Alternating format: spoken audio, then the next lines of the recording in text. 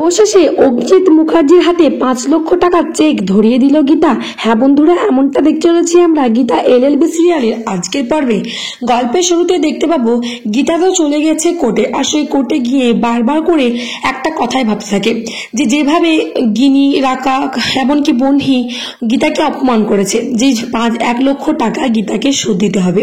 গীতা তো চিন্তা করে যে কিভাবে আমি 1 লক্ষ টাকাটা শোধ দেবো। সেখানে মিস্টার রায় আসে, আর মিস্টার রায় এসে গীতাকে বলে, আপনি গীতা এলএলবি না? গীতা বলে, হ্যাঁ, কিন্তু আমি ঠিক আপনাকে চিনতে পারলাম না, আমাকে মাফ করবেন।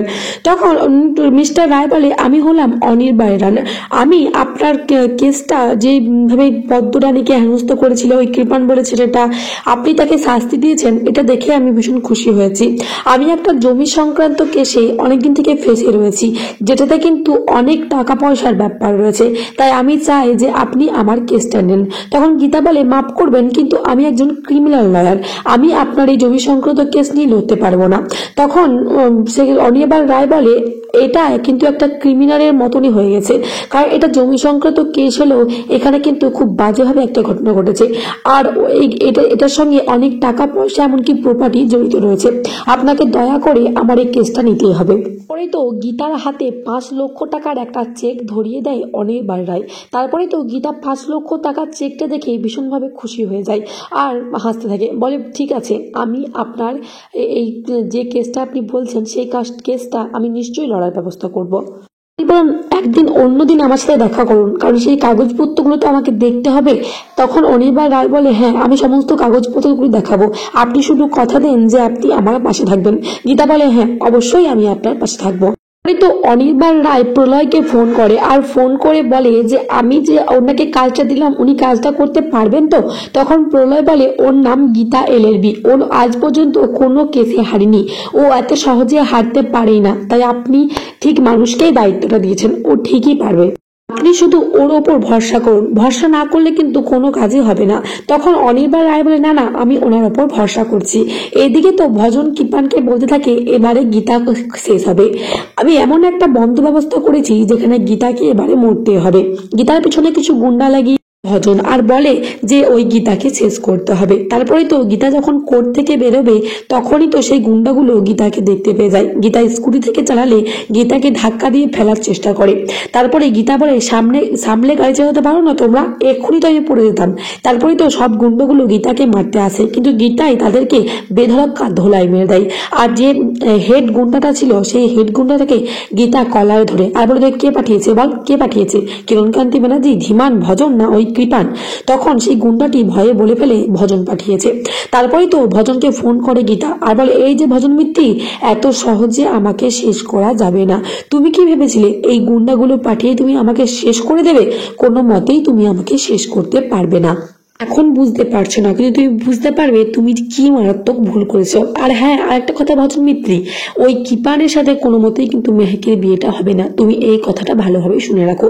তারপরে তো ফোনটা কেটে দেয় গীতা। ওর দিকে ভজন বলে, একটুকুর জন্য বেরিয়ে গেল। তারপরে ভজন বন্নিকে ফোন করে, আর ফোন করে বলে গীতাকে বাড়ি থেকে বের করতে হবে। তখন বন্নি মুখার্জি বলে, কিভাবে বের করব? তখন ভজন সমস্ত কিছু প্ল্যানটা বন্নি মুখার্জিকে বলে, আর বন্নি মুখার্জি বলে, ও দারুণ প্ল্যান বের করেছো ভজন, দারুণ প্ল্যান। কিন্তু আড়াল থেকে এই সমস্ত কথা ইলিন শুনে নেয়, আর ইলিন শুনে বলে, এই বাড়ির লোকগুলো আর কত নিচে নামবে আমি সত্যি আর ভাবতে পারছি না। অন্যদিকে অগ্নিত মুখার্জিকে ফোন করেছে কিরণকান্তি ব্যানার্জি, আর ফোন করে বলে, আমি এই বিয়েতে আর কোনো রকম গন্ডগোল চাই না। আর তখনই অগ্নিত মুখার্জি বলে, না, আর কোনো গন্ডগোল এই বিয়েতে হবে না, এই বিয়েটা সুসম্পূর্ণভাবে কিন্তু হয়ে যাবে। তখনই কিরণকান্তি ব্যানার্জি বলে, হ্যাঁ, এটাই যেন হয়। তারপরে অগ্নিত মুখার্জি বলে, আমার একটা কাজ আছে, আমি এখন ফোনটা রাখছি। এই বলে অগ্নিত মুখার্জি ফোনটা কেটে দেয়। তখনই সেখানে গীতা আসে, আর গীতা এসে বলে, এই নিন বাবা আপনার টাকা। তারপরে 5 লক্ষ টাকার চেকটা ধরিয়ে দেয় অগ্নিত মুখার্জির হাতে, আর বলে, বাবা, এবার তো আমি আপনাকে টাকাটা দিয়ে দিলাম, এবারে মেহেকের সাথে কৃপানের বিয়েটা ভেঙে দিন না। মেহেকের সাথে যদি কৃপানের বিয়ে হয় তাহলে মেহেক কোনোদিনও সুখী হতে পারবে না। অগ্নিত মুখার্জি বলে, তুমি এই বাড়ি থেকে চলে যাও গীতা, আমি চাই তুমি এই বাড়ি থেকে বেরিয়ে যাও, তুমি আমাদের থেকে আর কত কিছু ছিনিয়ে নেবে। গীতা বলে, আমি কি ছিনিয়ে নিলাম? তখন অগ্নিত মুখার্জি বলে, তুমি আমাদের সুখ, শান্তি, আমাদের ভালোবাসা সমস্ত কিছু একে একে কেড়ে নিচ্ছ, আমার মান সম্মান তুমি মাটিতে মিশিয়ে দিচ্ছ, তুমি এই বাড়ি থেকে বেরিয়ে যাও। তখন সেখানে মেহেক আসে, আর মেহেক এসে বলে, তা বৌদি যদি এই বাড়ি থেকে বেরিয়ে যায় তাহলে আমি কৃপানকে বিয়ে করব না। তখন অগ্নিত মুখার্জি বলে, তুই কি বলছিস, তুই তোর বাবার উপরে যাচ্ছিস? তখন মেহেক বলে, কি করবো বাবা, আমার তো কোনো কিছু করারই নেই, কারণ আমি তো তোমাকে যখন 1 লক্ষ টাকা নিয়েছিলাম তখন তোমাকে আমি কথাই দিয়েছিলাম যে এই বিয়েতে গীতা বৌদিকে উপস্থিত থাকতে হবে। তাহলে তুমি যখন আমার কথা রাখছো না তখন তো আমি তোমার কথা রাখতে পারবো না বাবা। গীতা বৌদি যদি এই বাড়ি থেকে চলে যায় তাহলে আমি এই বিয়ে করব না।